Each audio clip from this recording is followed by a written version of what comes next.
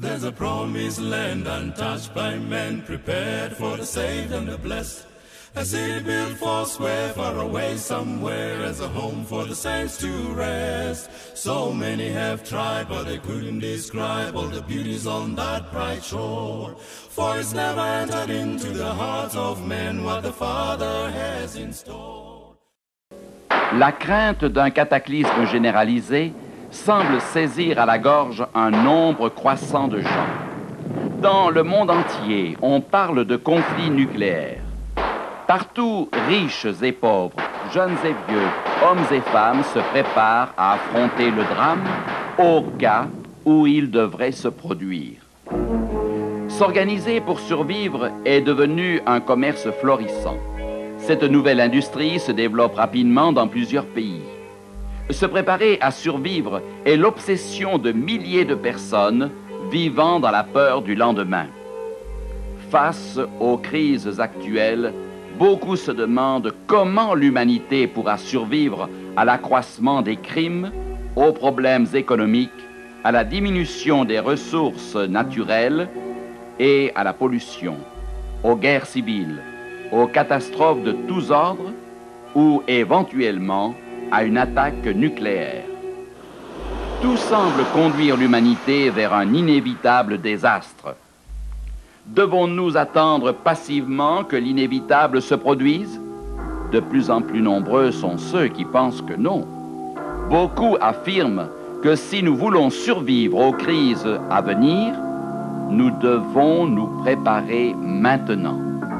Demain risque d'être trop tard.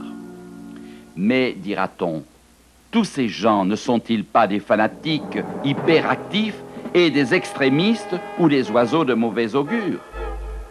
Il est possible qu'une telle description corresponde à certains de ces préoccupés, mais la grande majorité d'entre eux sont des gens équilibrés, éduqués et bien pensants qui tout simplement cherchent un moyen d'échapper à une catastrophe généralisée et à survivre.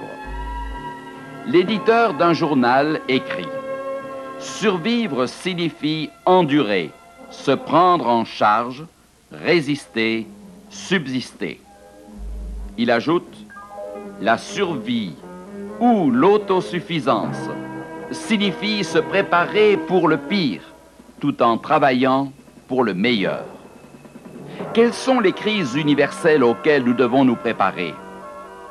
Allons-nous vraiment affronter des temps difficiles ou s'agit-il seulement du produit de l'imagination de certains? Raphaël et Suzanne partageaient peut-être cet avis jusqu'à ce que leur vie fût bouleversée. Ils habitaient un quartier relativement sûr dans la banlieue d'une grande ville. Ils vivaient heureux et se croyaient en sécurité. Ils passaient leur fin de semaine de façon détendue et agréable. Ils pratiquaient divers sports, dont la course automobile. Mais un jour, tout changea. En l'espace de 2 semaines, leur maison fut cambriolée 3 fois. La maison de leurs amis voisins avait été attaquée. La femme fut battue et leurs objets de valeur volés par une bande de mauvais garçons. Raphaël et Suzanne décidèrent qu'il n'en serait plus de même pour eux et qu'ils devaient apprendre à se défendre. Ils lurent de la documentation sur le sujet. Comment se défendre et survivre?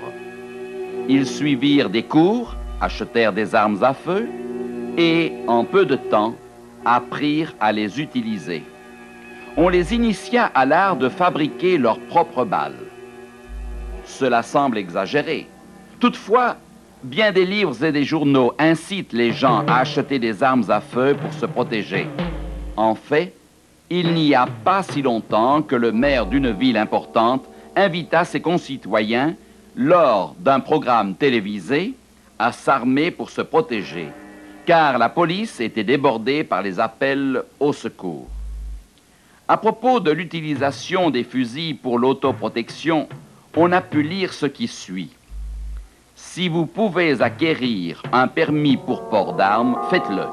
Si vous ne le pouvez pas, nous ne pouvons pas vous recommander de violer la loi. Mais sachez que si vous ne prenez pas des mesures pour vous protéger physiquement et mentalement, personne ne le fera pour vous. Un sage aurait dit « Je préfère être jugé par 12 aujourd'hui que porté par 6 demain ». Vrai ou faux? L'idée de ce que monsieur Tout-le-Monde se promène dans la rue avec un revolver ou un fusil est bouleversante, c'est le moins que l'on puisse dire. Dans un moment de colère ou de passion, n'importe quoi peut arriver. Alors que Raphaël et Suzanne continuaient à suivre leur cours de survie, le signal avertisseur d'une autre crise retentit. Il s'agissait de bruits d'inflation qui pouvaient provoquer un drame économique et une évidente et proche banqueroute. Une sérieuse inflation frappe notre monde moderne. Selon les spécialistes, l'économie mondiale est au bord d'un gouffre. Les freins ont lâché. Le volant brisé et les ceintures de sécurité sont inexistantes. Crises économiques, taux d'intérêt élevés, dette nationale immense et inflation à un très haut niveau sont les prévisions faites par les hommes de finance modernes. Leurs pronostics sont acceptés et des solutions radicales sont envisagées par une population désespérée. Des millions d'êtres humains se sentent directement concernés. Les titres de certains articles indiquent la direction prise. Un livre qui a paru est intitulé « Comment prospérer pendant les mauvaises années à venir ». Un financier parlant de l'avenir économique essaye de donner des conseils dans un ouvrage titré « Comment survivre au désastre monétaire ».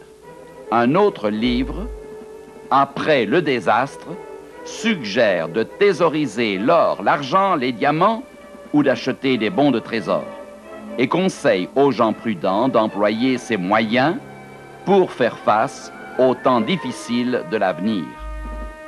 Voici les titres d'ouvrages à succès moderne.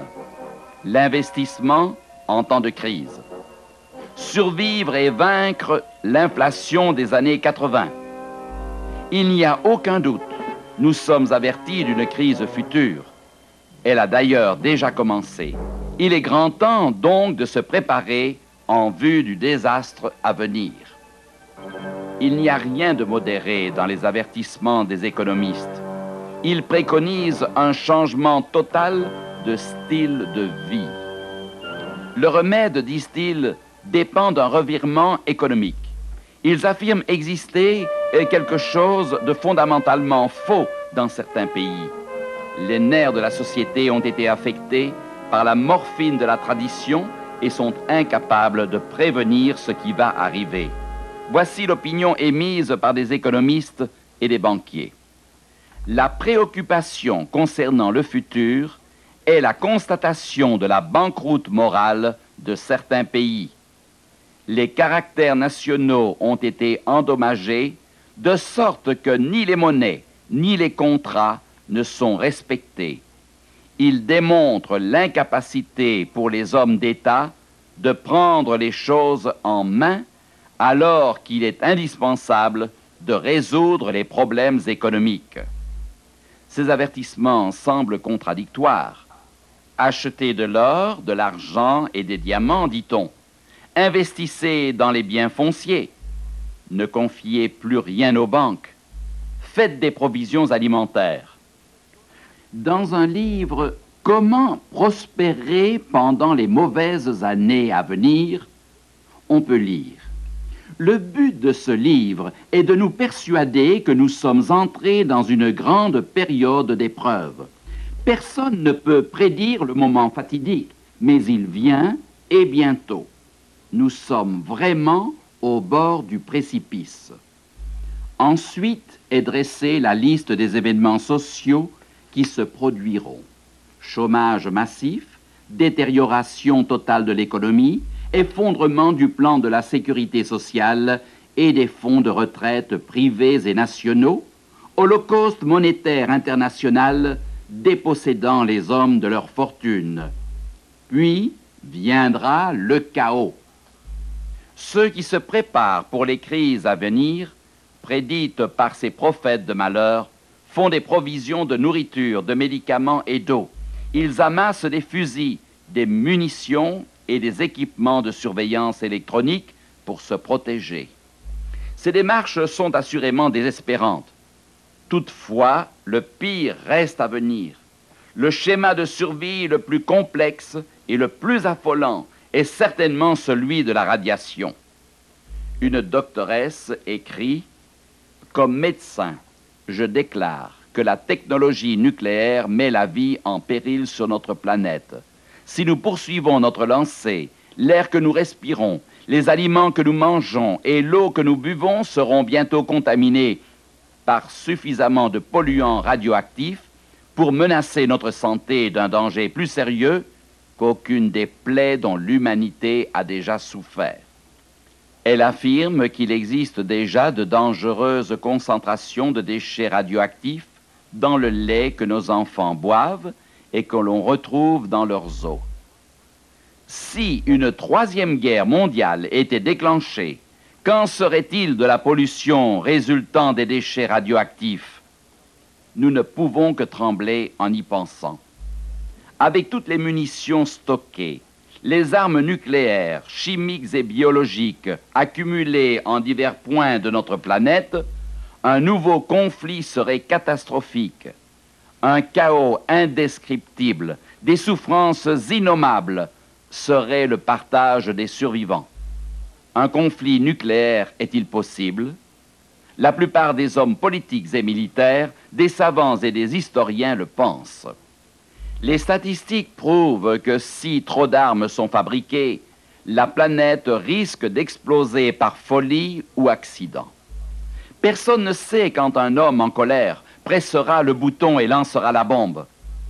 Mais direz-vous, si un acte d'inconscience devait déclencher la Troisième Guerre mondiale, quelles seraient les conséquences pour moi?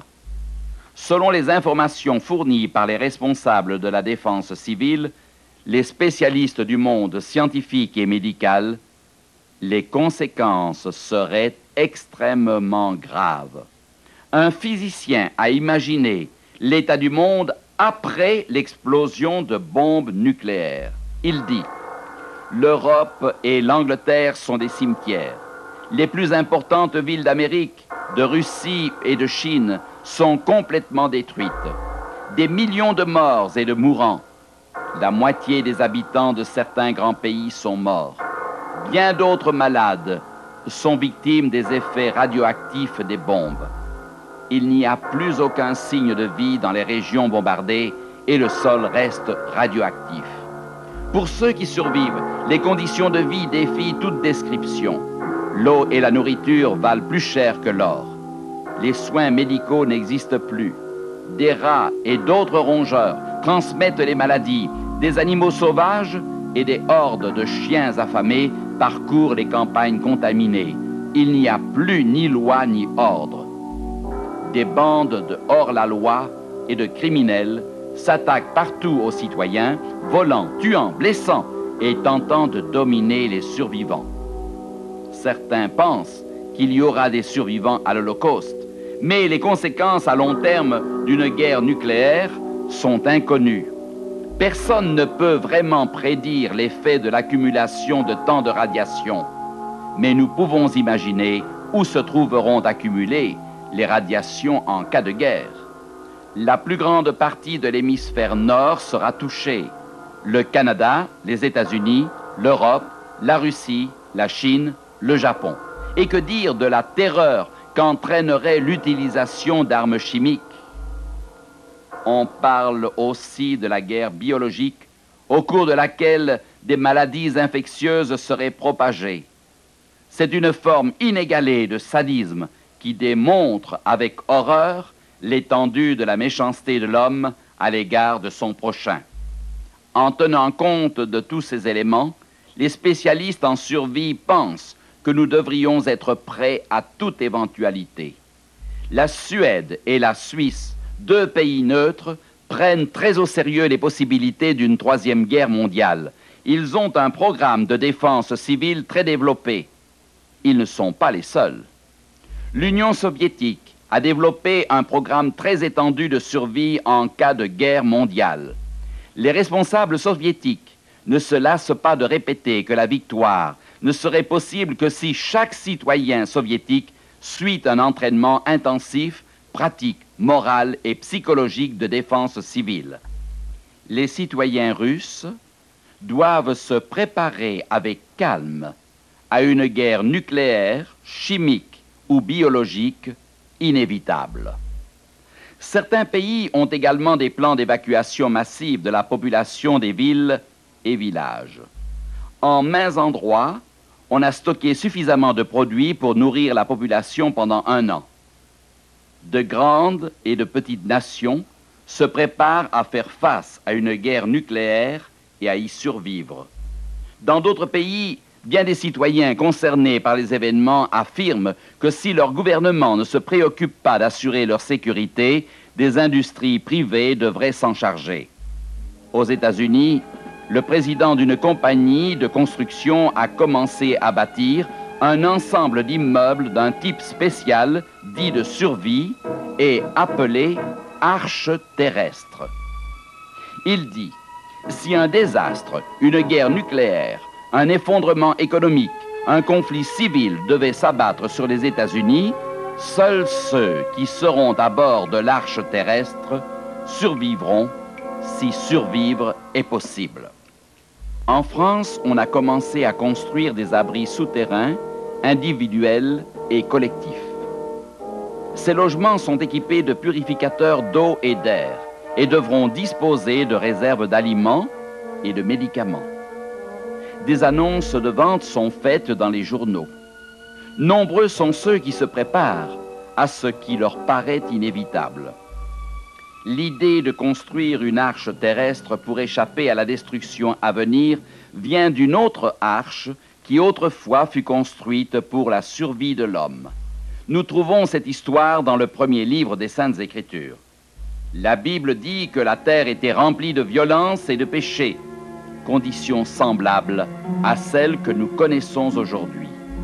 L'Éternel vit que la méchanceté des hommes était grande sur la terre et que toutes les pensées de leur cœur se portaient chaque jour uniquement vers le mal.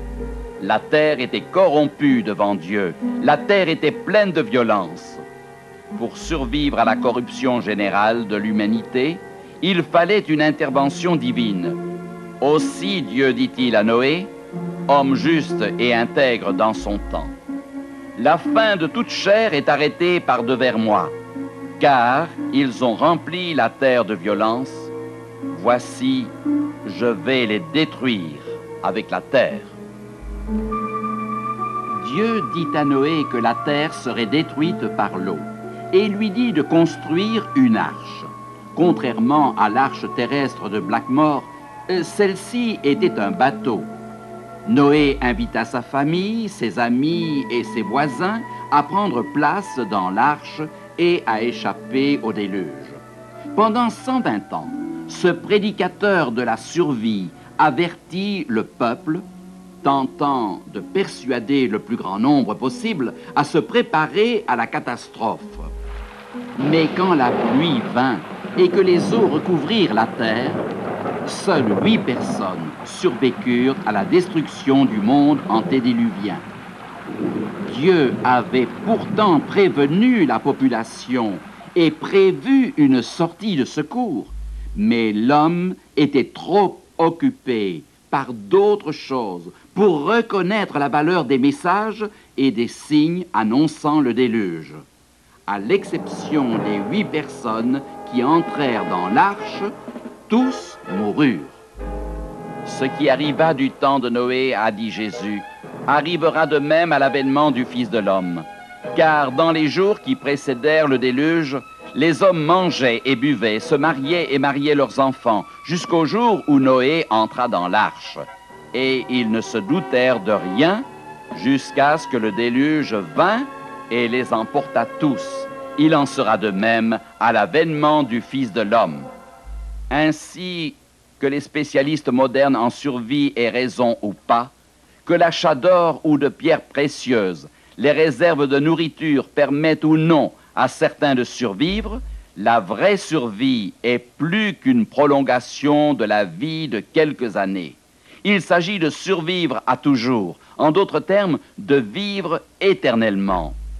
Alors que nous parlons de vie éternelle, nous sommes étonnés de découvrir des prophéties bibliques écrites bien avant la naissance du Christ et racontant l'histoire du monde. Ces prophéties se sont réalisées à la lettre. C'est l'histoire qui a commencé avec les grands empires et se terminera à la fin du monde. Considérez la Bible comme un manuel pour survivre. Vous serez convaincus des conseils pratiques qui s'y trouvent pour notre sécurité de tous les jours. Nous croyons que le christianisme est la solution aux problèmes de survie. Pouvons-nous justifier la foi chrétienne en une époque où l'être humain semble passionné par les sciences et le matérialisme? Pouvons-nous mettre notre foi en un Christ historique? Qu'en est-il d'une éventuelle deuxième apparition du Christ? Est-ce une nécessité historique? Pourquoi certains pensent-ils que son retour est proche? Si Jésus devait apparaître, comment le reconnaître au milieu de tant d'imposteurs et de faux Christ? Dans notre recherche de survie, nous nous rappellerons les principes de santé et de vie meilleure. Ils sont mentionnés dans la Bible et confirmés par la science. Les spécialistes en survie ont toujours été sensibles aux soins à apporter à notre corps. Jésus lui-même passa certainement autant de temps à guérir qu'à enseigner. La solution à nos recherches, comme nous l'avons déjà vu, est étayée par les découvertes faites sur des sites archéologiques. Bien des preuves de la véracité des prophéties bibliques sont établies par les enseignements divins et les découvertes des temps modernes. Christ déclara un jour que les conditions de vie sur la terre à la fin des temps seraient si mauvaises que les cœurs se briseraient, les hommes rendant l'âme de terreur dans l'attente de ce qui surviendra pour la terre.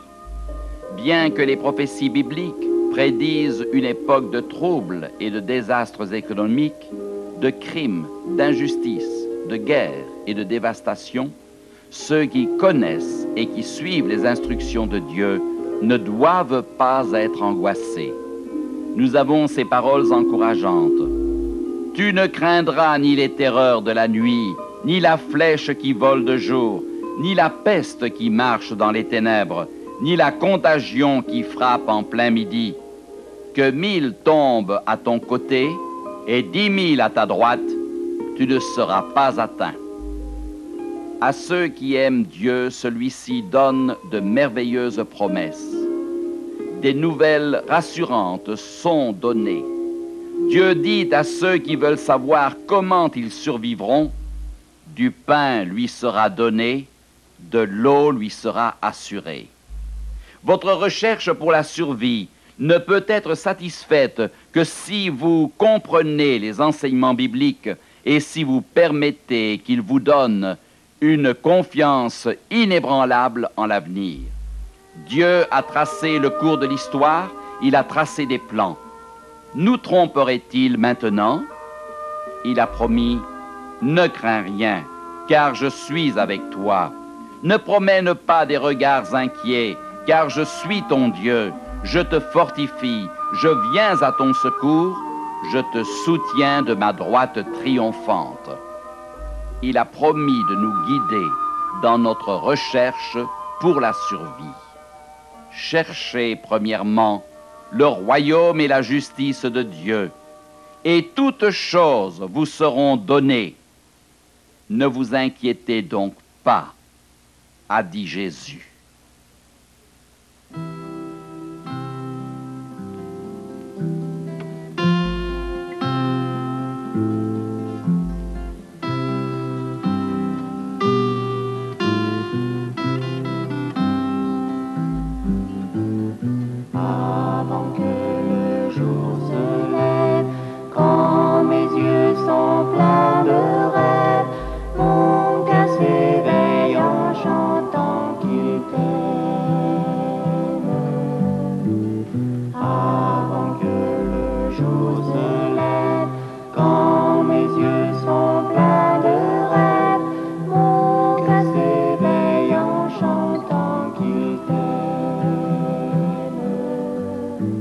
Jésus, Jésus, ton nom est si doux. Jésus, Jésus, mon âme te loue. Avant que le jour s'achève, ébloui par tes merveilles, mon cœur s'endort en chantant qu'il t'aime. Avant que le jour s'achève, ébloui par tes merveilles, mon cœur s'endort en chantant qu'il t'aime. Jésus, Jésus, ton nom est si doux. Jésus, Jésus, mon âme te loue.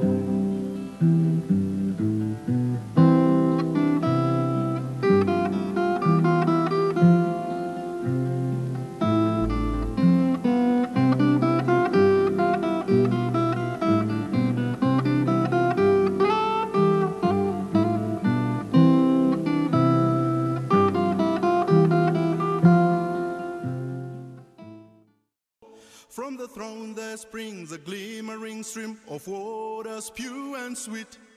And it flows by the tree of life on its way to the crystal sea. And the precious stones that the walls rest on are of 12 different kinds. Oh, and the night will cease, for the Prince of Peace is the light that forever shines.